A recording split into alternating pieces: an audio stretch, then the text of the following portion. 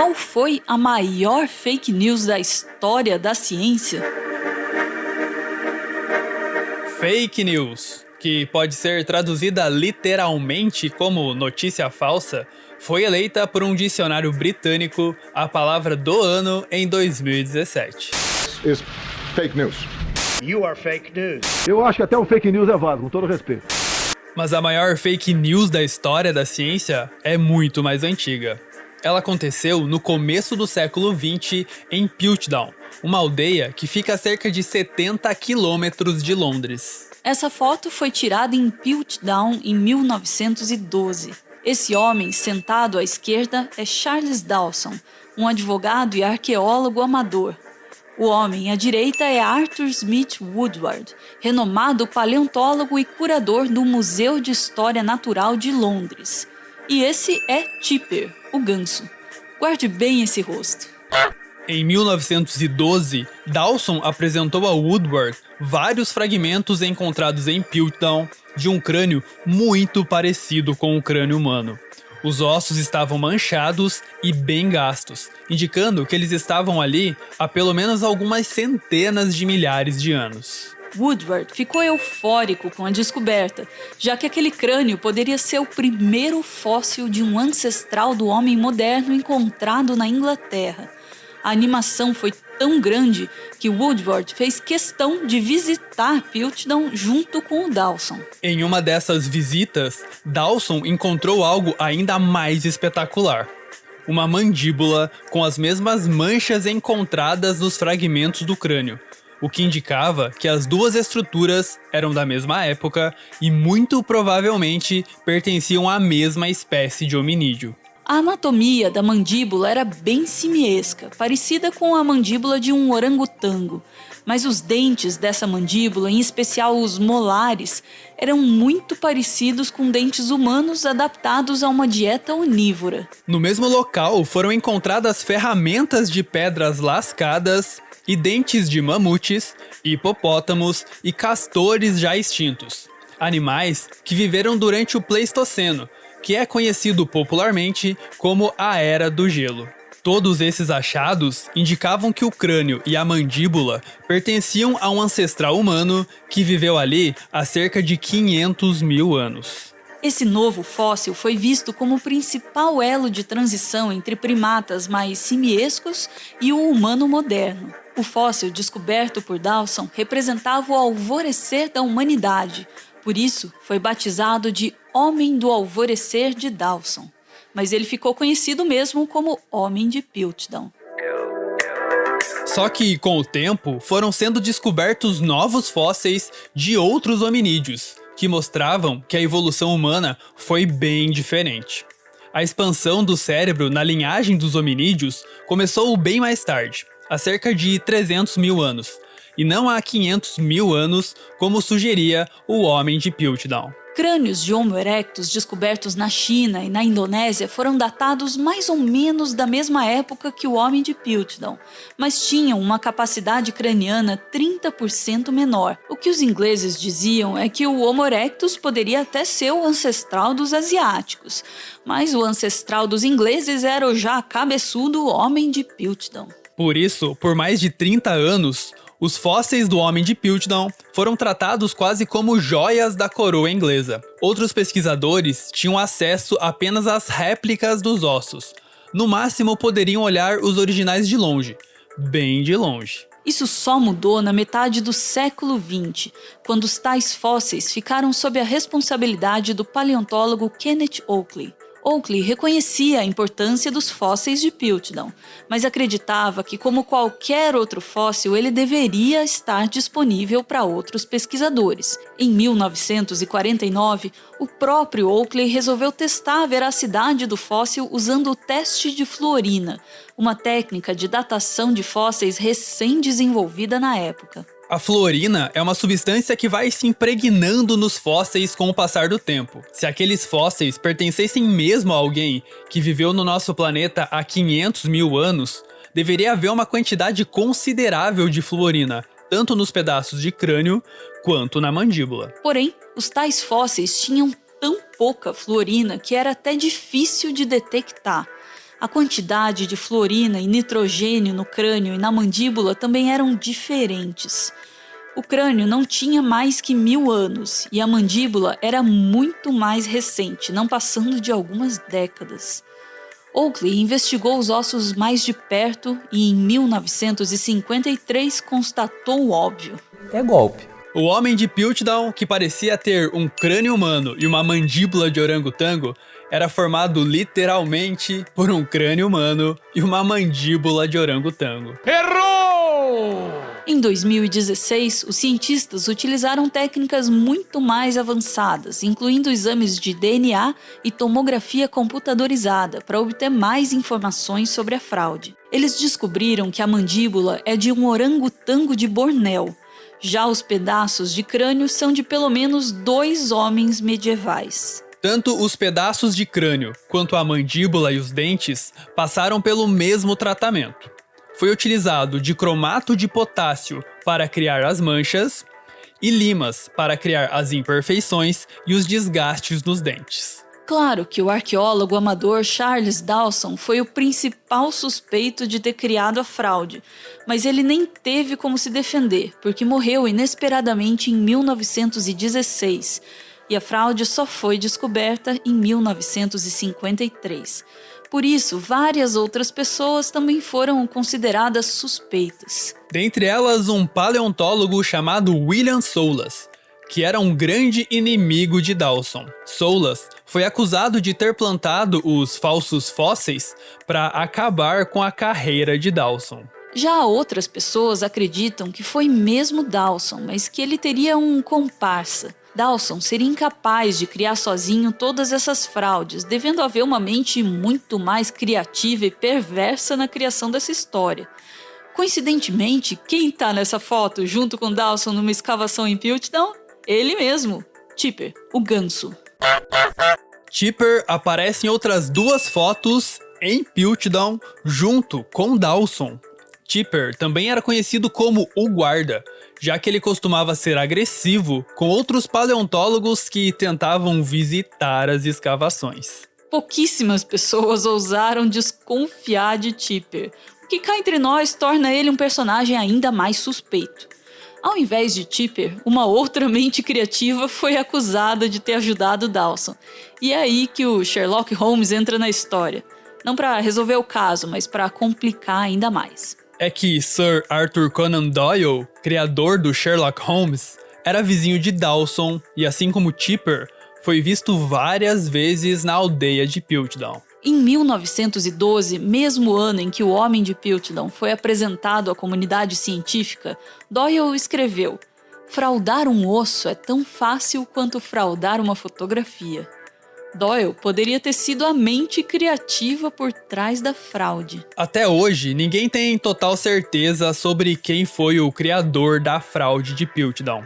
Mas é mais provável que Dawson tenha agido sozinho, já que ele foi responsável por pelo menos outras 38 fraudes arqueológicas. Dawson era um arqueólogo amador que queria muito ser membro da Royal Society de Londres, que só aceita a participação de cientistas notáveis que fazem descobertas incríveis. Atualmente, a maior parte dos cientistas acreditam que a ambição de Dawson levou ele a cometer todas essas fraudes. Mas vem cá, por que é que a comunidade científica demorou tanto tempo assim para desvendar a fraude de Piltdown? Não que ninguém nunca tivesse suspeitado de fraude. Em 1913, um ano depois do mundo conhecer o Homem de Piltdown, um paleontólogo da Universidade de Londres escreveu num artigo na Nature: "Dizer que o crânio e a mandíbula pertencem ao mesmo indivíduo é tão inconsequente quanto associar um pé de um chimpanzé com os ossos de uma perna humana." A verdade estava lá desde o começo. Pra gente, hoje é óbvio que o Homem de Piltdown tinha tudo para ser uma fraude. Mas na época, a Europa estava passando por um momento político e social bem turbulento.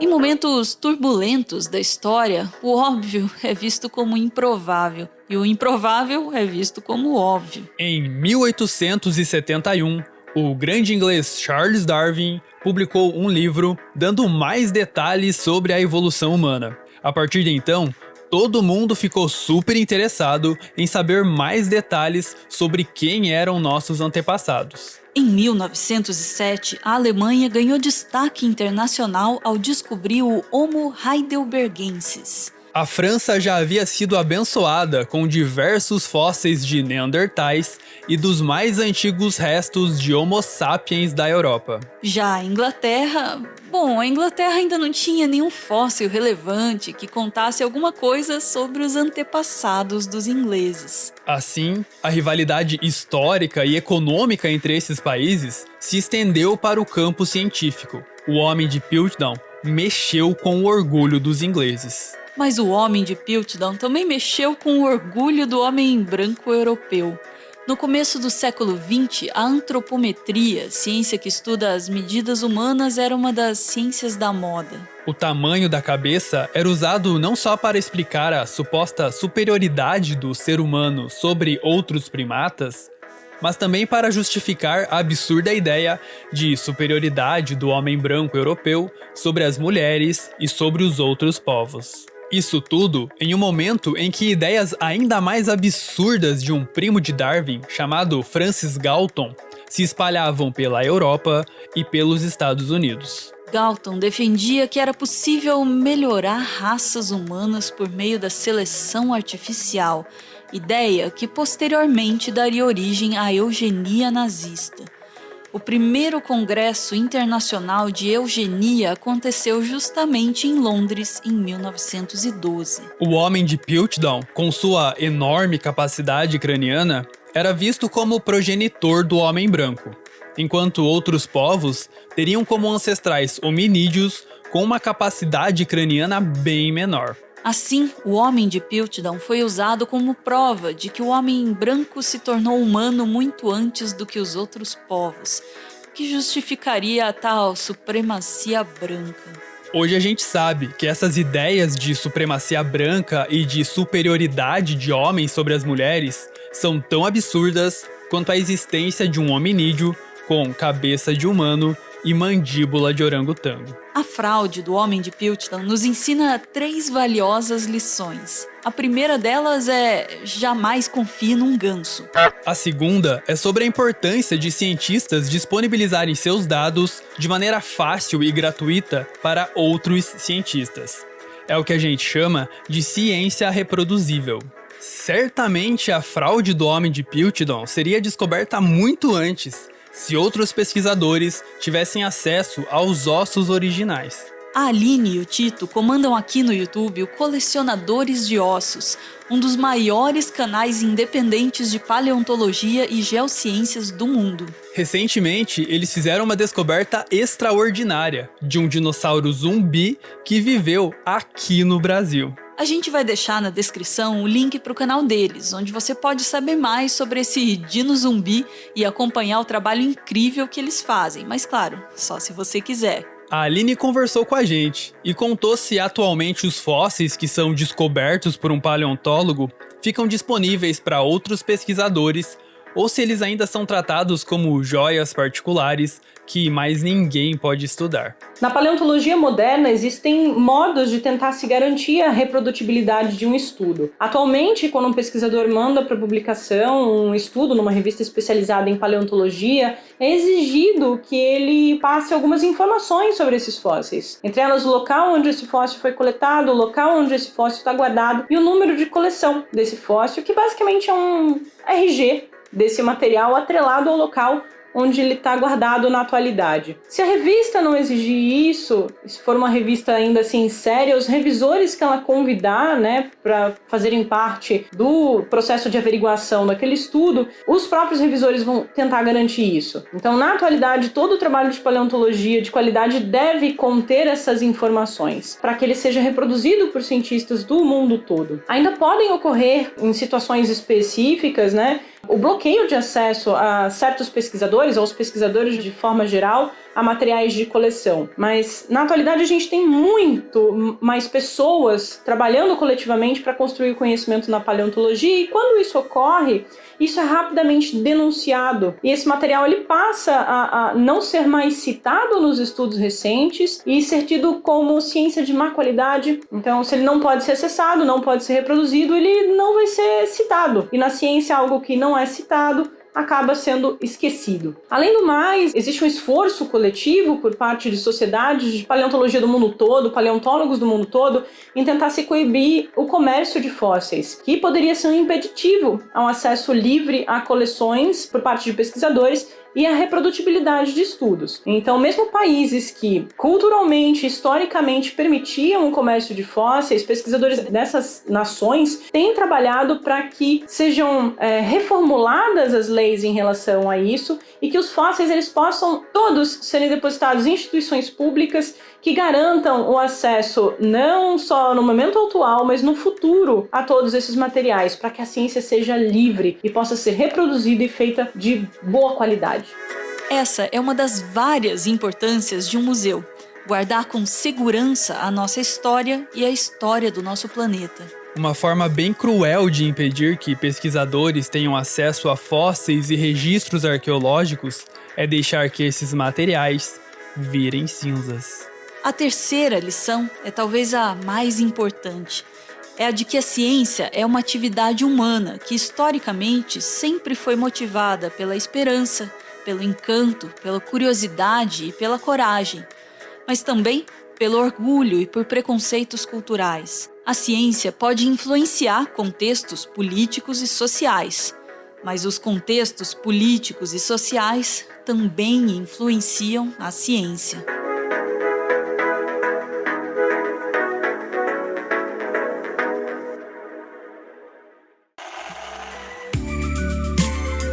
Esse aí é o Everton. Ele é mestre em Biologia Evolutiva e ele faz um doutorado em Ecologia na Universidade Federal do Paraná. Ah, e ele é fã do Carl Sagan, mas aí também, quem não é?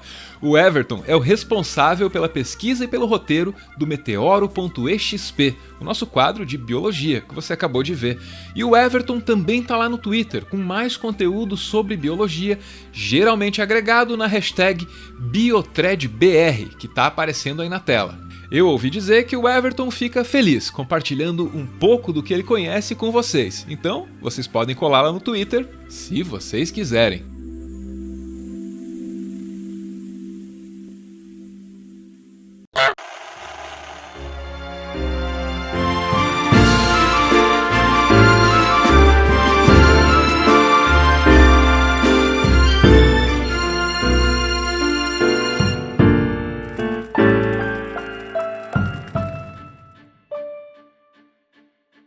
Muito obrigado por ver esse vídeo até o final. O Meteoro é mantido graças a uma campanha de financiamento coletivo. Quem participa aparece aqui no finalzinho para receber o nosso agradecimento e para homenagear quem ama. Hoje a gente vê aí o Alfredo acompanhado da esposa Carol, que ganha dele a mensagem que segue. Carol, essa jornada improvável na qual eu nasci em uma ilha distante no Caribe e você em São Paulo, e acabou com nós nos encontrando na Catedral da Sé, cumprindo nossa vocação de internacionalistas, estudando temas casados, aprendendo salsa e jogando Candy Crush, é a prova de que o nosso amor não foi criado, ele sempre existiu, e o nosso destino sempre foi esse. Muito obrigado por me completar. Te amo, te quiero, je t'aime. Beijo, gente!